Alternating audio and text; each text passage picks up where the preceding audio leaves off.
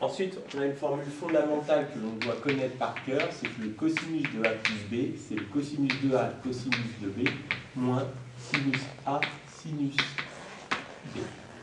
D'où le cosinus de 2x.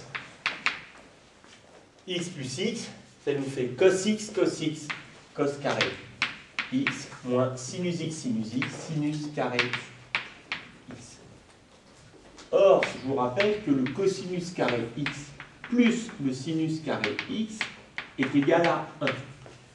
Donc, le sinus carré x, c'est 1 moins cos carré x.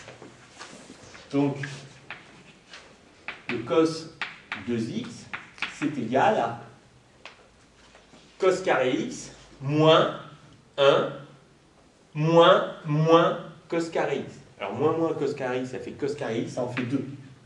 2 cos carré x moins 1. De même, le sinus de A plus B, c'est égal à 2 cos x. Sinus de A plus B, c'est égal au sinus de A cos B, plus le sinus de B cos A. D'où le sinus de 2x est égal à 2 sinus x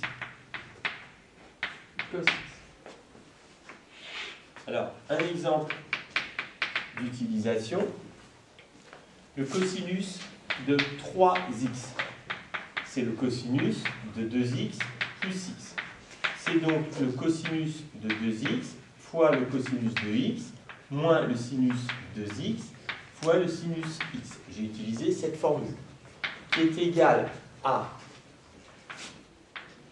2 cos carré x moins 1.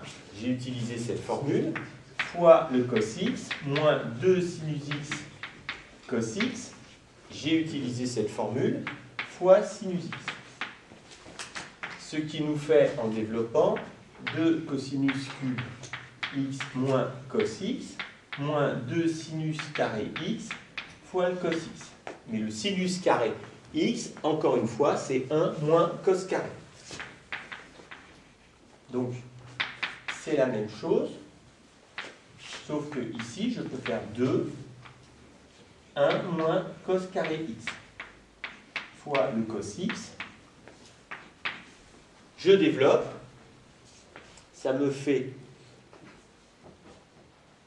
donc 2 cos cube x moins plus 2 cos carré cos x, ça fait 2 cos cube x.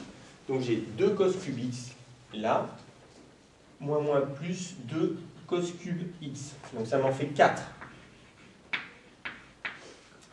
Ici j'ai un moins cos x, ici j'ai un moins 2 fois cos x, moins 3 cos x. Évidemment, vous devez faire ce calcul plus soigneusement à la main. Ici j'étais vite car je n'avais pas de place sur le